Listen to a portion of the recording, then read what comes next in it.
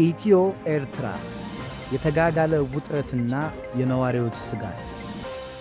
በቅርቡ ኢትዮጵያና ኤርትራ ዳግም ወደ እርስ በእርስ መወነጃጀልና የጦርነት ቅስቀሳ ክስ መግባታቸው በሁለቱ ሀገሮች መካከል ያለውን የሰላም ተስፋ አደብዝዞታል።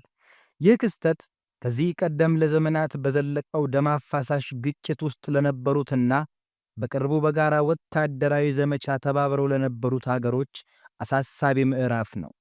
የፈረንሳይ ዜና አገልግሎት ኤኤፍፒ በዘገባው መሠረት በተለይ የኤርትራ ነዋሪዎች ከፍተኛ የስጋት ማዕበል ውስጥ ወድቀዋል። ዘገባው እንደሚያመላክተው በአስመራ የሚኖርና በሁለቱም የቀድሞ ግጭቶች እንዲሁም በትግራይ ጦርነት ተሳትፎ የነበረው ተወልደ ስሙ ለደህንነቱ ሲባል የተቀየረ ሌላ ጦርነት እንዳይነሳ በምሬት እየጸለየ መሆኑን ገልጿል። የእሱ ስጋት የበርካቶችን ሕመም የሚያንጸባርቅ ሲሆን ጦርነት ከተጀመረ ብዙ ልጆች አባት አልባ ይሆናሉ፣ እናቶች ባሎቻቸውን፣ ወላጆችም ልጆቻቸውን ያጣሉ የሚል ቃሉ በግልጽ የሚያሳይ ነው። ኢትዮጵያና ኤርትራ ባለፉት ዓመታት በትግራይ ክልል ኃይሎች ላይ በጋራ በወታደራዊ ዘመቻ ሲሳተፉ ቆይተዋል። ይህ የትብብር ጊዜ በብዙዎች ዘንድ ዘላቂ ሰላም ሊመጣ ይችላል የሚል ተስፋ ፈጥሮ ነበር። ሆኖም የፕሪቶሪያውን የሰላም ስምምነት ተከትሎ የትግራይ ውጊያ ማክተም ግንኙነታቸውን ዳግም ወደ መሻከር መርቶታል። የጋራ ጠላት መወገድ የቆዩ ችግሮችን መልሶ አጉልቶ አውጥቶታል። የአሁኑ ውጥረት በዋነኝነት የሚመነጨው ከባድ የፖለቲካዊ ውንጀላዎች ላይ ነው።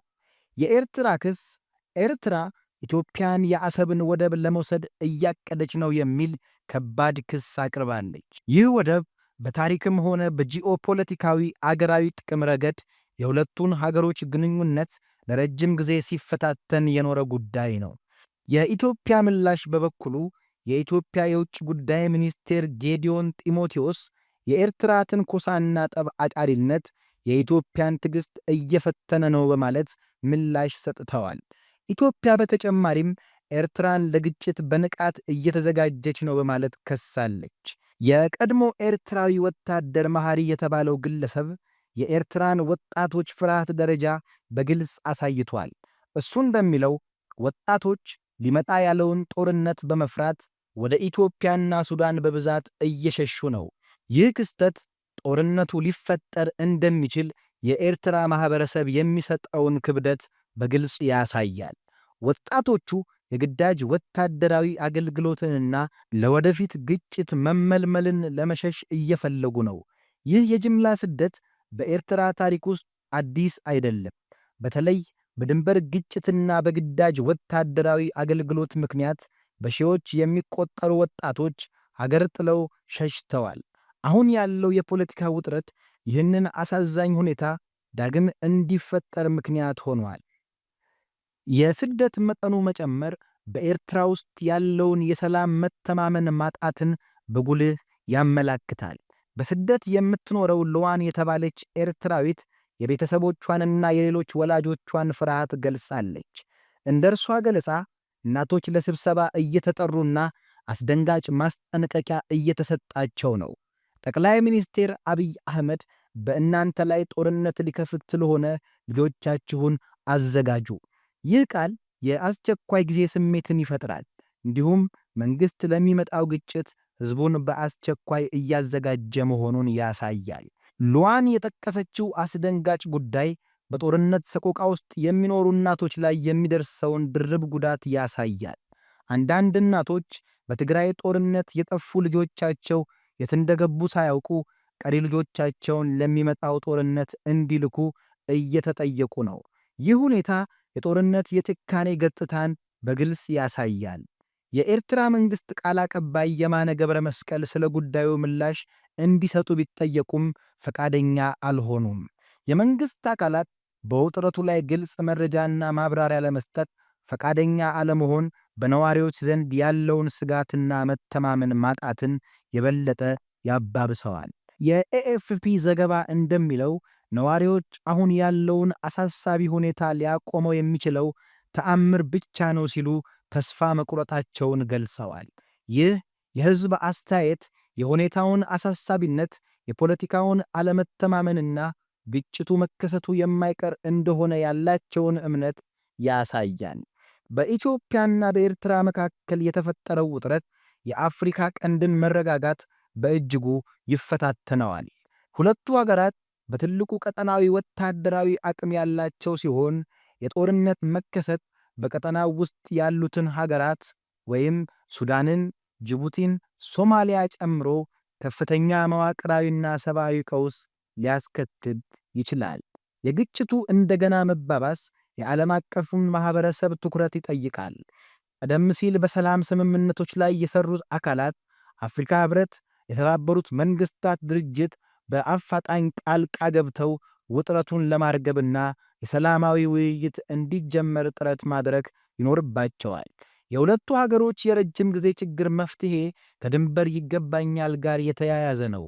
አዲስ ጦርነት ከመጀመሩ በፊት የቀድሞ የድንበር ኮሚሽን ውሳኔዎችን በማክበርና በግልጽ የሰላም ውይይት አማካኝነት የድንበሩን ጉዳይ በቋሚነት መፍታት ብቸኛው ዘላቂ አማራጭ ነው። ጦርነት ሁል ጊዜ በፖለቲከኞች የሚቀሰቀስ ቢሆንም ሰላምን የሚያመጣው ግን የሕዝብ ድጋፍ ነው። በሁለቱ ሀገሮች ሕዝቦች መካከል ያለውን የጋራ ትስስር፣ ባህልና ታሪክ በማግሏት የጥላቻ ስሜትን በመቀነስ በሰላም አብሮ የመኖር ጠቀሜታ ማስተማር ይገባል። በአሁኑ ሰዓት በኤርትራ ነዋሪዎች ላይ ያንዣበበው ስጋትና የጦርነት ዝግጅት መረጃዎች በአፋጣኝ ምላሽ ያስፈልጋቸዋል። ጦርነት ከተጀመረ በሰው ሕይወት፣ በንብረትና በቀጠናዊ መረጋጋት ላይ የሚደርሰው ጉዳት ሊተካ የማይችል ይሆናል። በሰላምና በውጥረት መካከል የትግራይ ጊዜያዊ አስተዳደር ያልተቋረጠ ፈተና።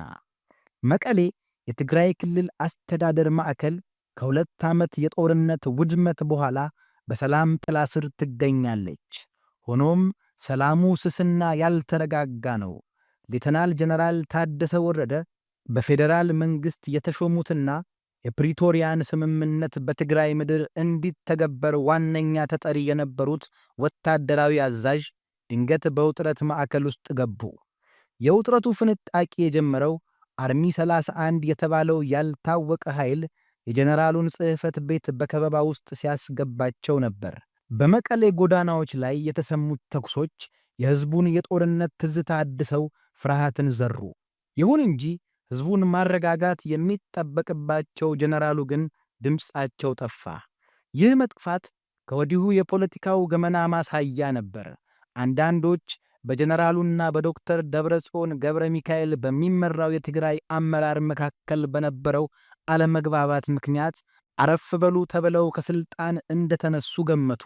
ጀነራሉ የተሾሙት የፌዴራል መንግስትን አጀንዳ ለማስፈጸም ቢሆንም የትግራይ ፖለቲካ ፍላጎት ደግሞ ሌላ ነበር።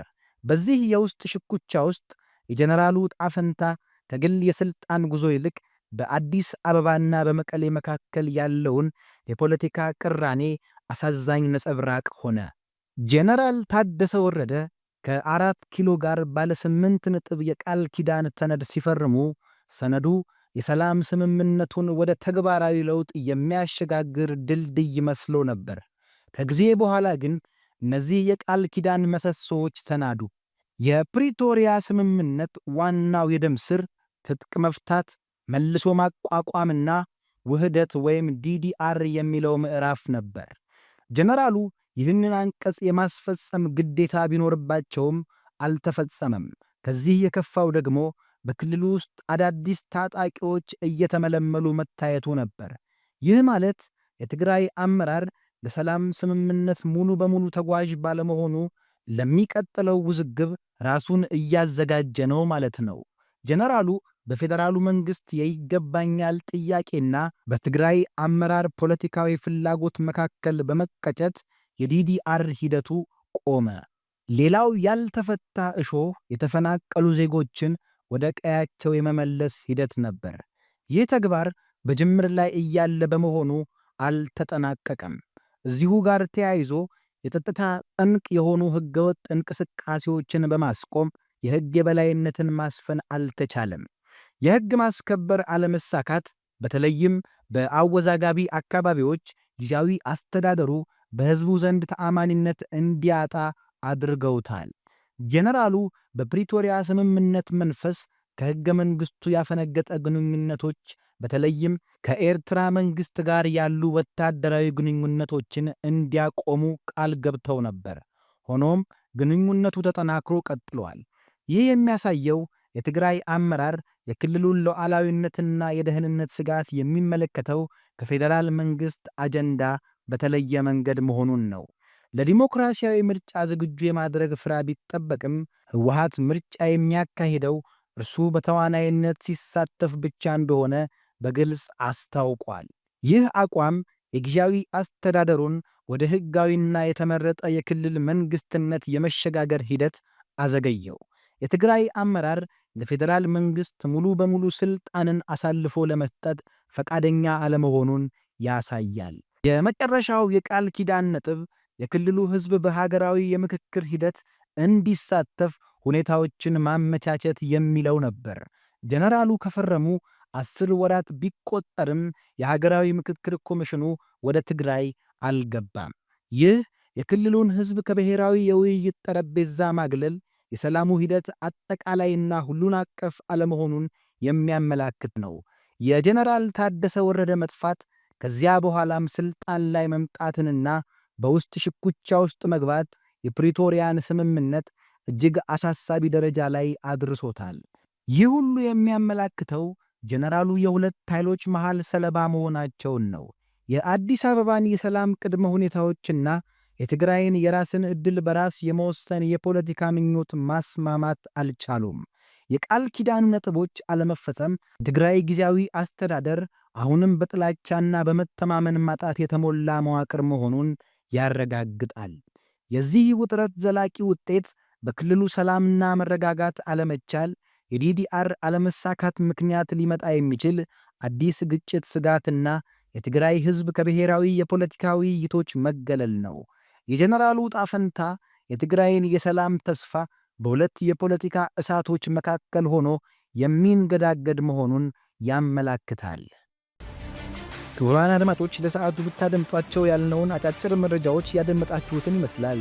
ስለተከታተላችሁን ከልብ እያመሰገንን ከሰዓት በኋላ በሌሎች አጫጭር ጥንክሮች እስከምንገናኝ በያላችሁበት መልካም ውሎ እንመኛለን።